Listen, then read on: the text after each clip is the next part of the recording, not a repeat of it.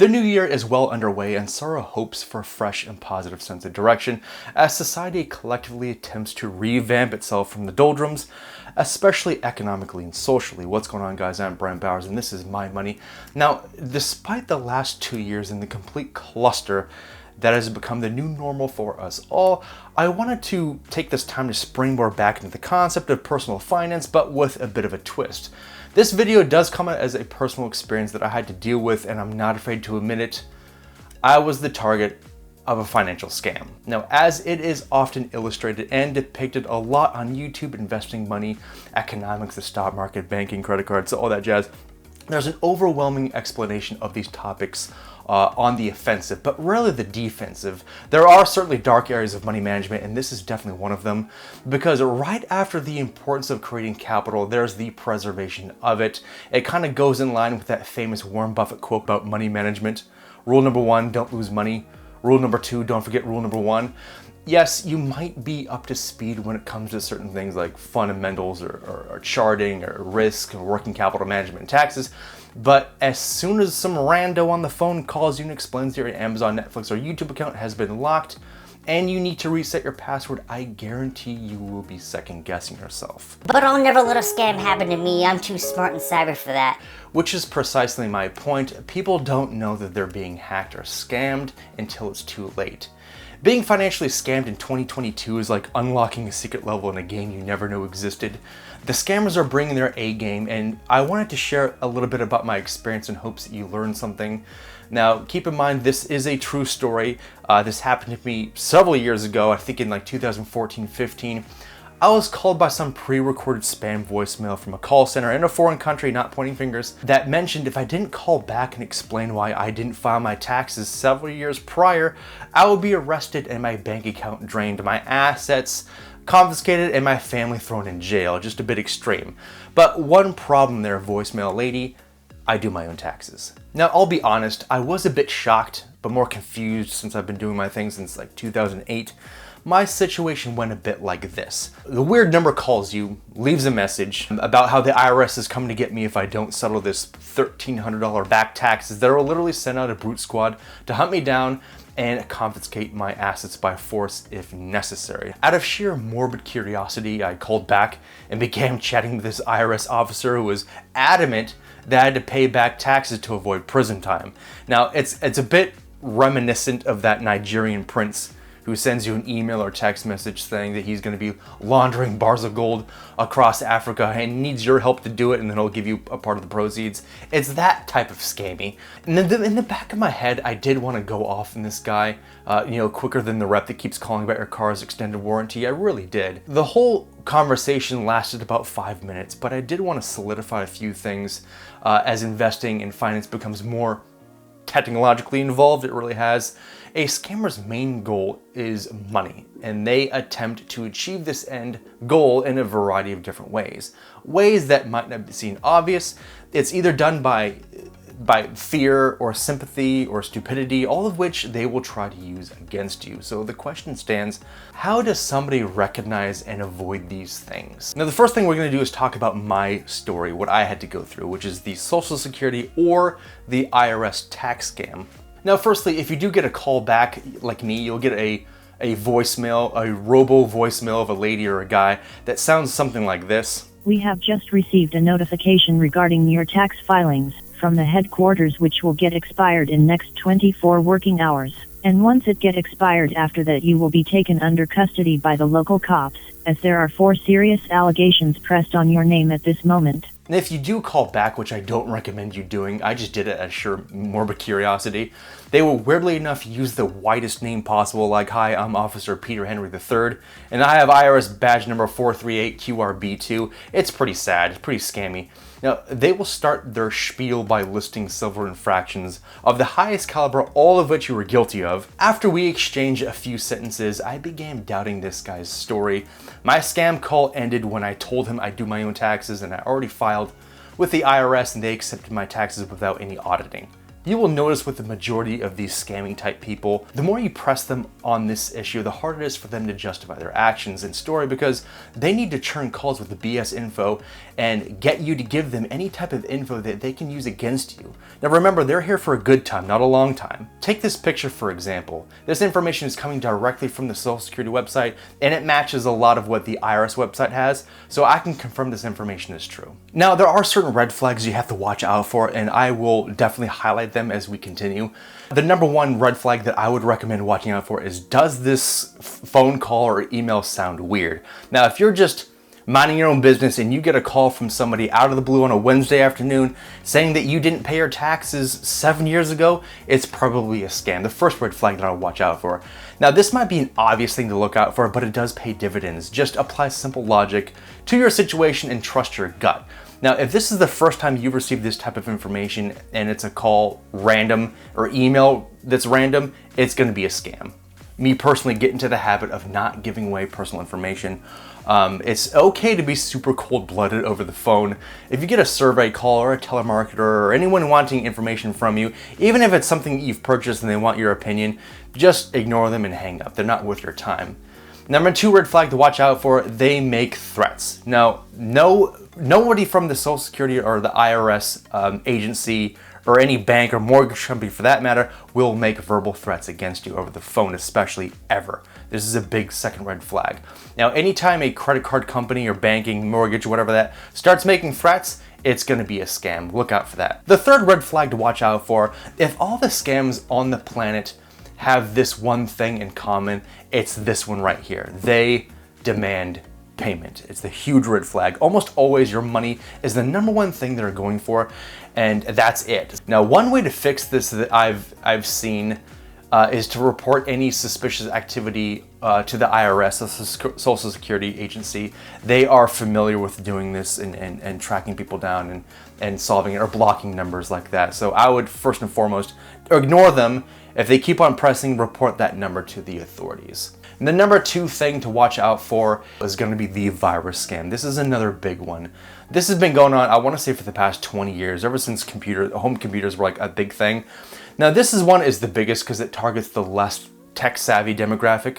I had a rep try this on me once, but they didn't get there very far either. The scammers' efforts are less invasive and more suggestive, so it's kind of hard to recognize that they're after your money. They will play on the idea that you called them for help and make efforts to play on that role. Now, needless to say, the internet is full of well-meaning websites claiming to be legitimate services that will assist with, malware, viruses, hacks, and the list goes on and on.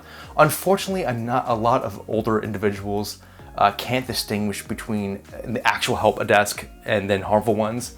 One thing you can do is, how can you identify and avoid them? Well, you're using your PC one day, surfing the web, doing your own thing, harmlessly, and all of a sudden the message pops up on your screen that looks a bit like this, or a bit like this, prompting you with flashy signs that you have 10,000 viruses on your hard drive. That's another thing, hard drive, people don't use hard drives anymore. It's outdated technology. That's another sign to look out for. And if you don't get rid of them, soon your whole family is going to suffer, and it's going to be a gigantic cluster, and that's why you need to call them back. It's going to be a scam. Now, when a virus pop-up does happen, the scammers are hoping that you will call the number provided, because certain people don't know better, to their help desk, so they can masquerade as a popular tech support from a big name company like Microsoft, Amazon, eBay, with their help IT desk, or any credit card company or banking company. Now, if there is any warning prompting you to pay for a decryption because your PC has been locked, your PC is going to explode, it's a scam. Now, that's how you identify them. It's pretty cheesy and obvious, but how do you avoid them? Well, first thing you do is use a legitimate antivirus software. Now, of course, I recommend using Bitdefender, which pretty much brings us to this video's sponsor, absolutely nobody. That wasn't a plug, that was just my preference. If a pop-up does happen, your screen will pretty much freeze, making it hard to navigate away from the harmful site. First, don't call any number, don't download anything, don't click on any links. Try closing your browser. If you can't, force quit. If you still can't, restart your PC. Clear your browsing history and delete temporary files. If you still can't, go on a different computer in your house or your friend's computer or your phone and find solutions to this. If you still can't, then you really shouldn't be using a computer in the first place. Sorry, not sorry.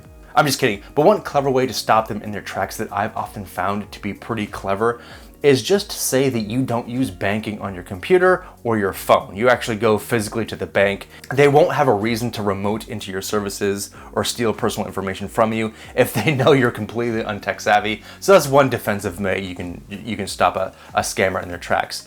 Now the third scam I want to bring up is the email scam.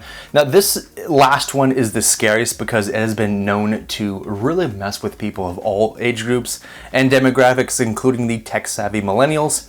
As I've often found, as the years go on, there's a constant growing surge in financial scams all across the country and the world, which are unfortunately becoming more and more elaborate and complex to fool even the most tech-savvy people. Now, I say this is the scariest one because it includes well-trusted businesses, technology, and websites that society has really become accustomed to. And the scam relies on the target's confusion to hack into social accounts or apps and obtain financial information through backdoor means like supplying a fake link that once clicked downloads malware on your PC, compromises your whole system. Now the easiest way to recognize a fake email is to basically show you what a fake email looks like and show you several examples.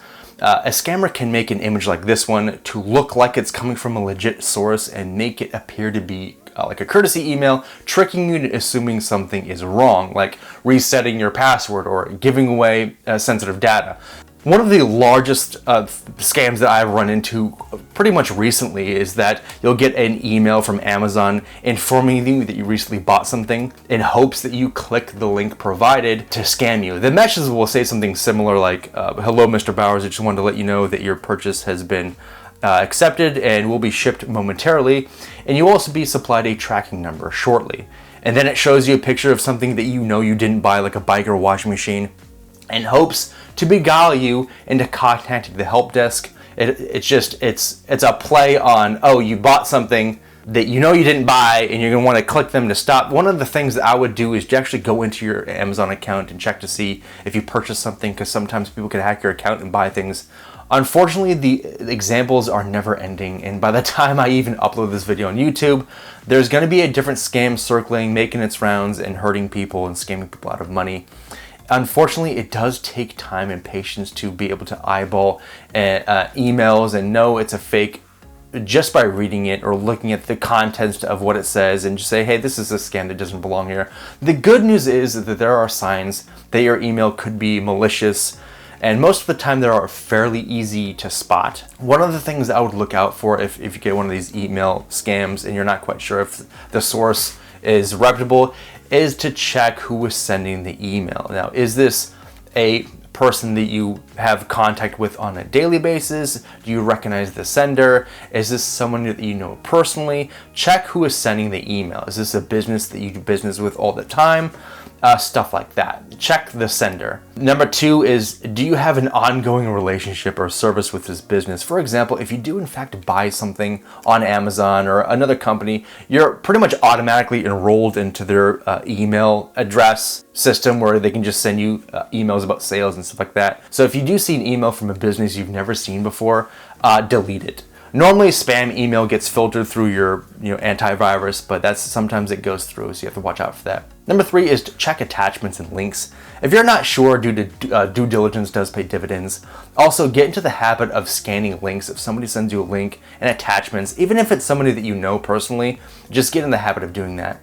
Number four thing you can watch out for, and this is pretty much the most comical one, is grammatical errors, because a lot of scammers, their English isn't their first language, so they do have a hard time communicating and typing out exactly what they want. Check for odd use of language, like the Nigerian prince invites you to participate in his miraculous gold findings, but has no method of shipping and said golds across the border. It said something like that. The English will be completely broken.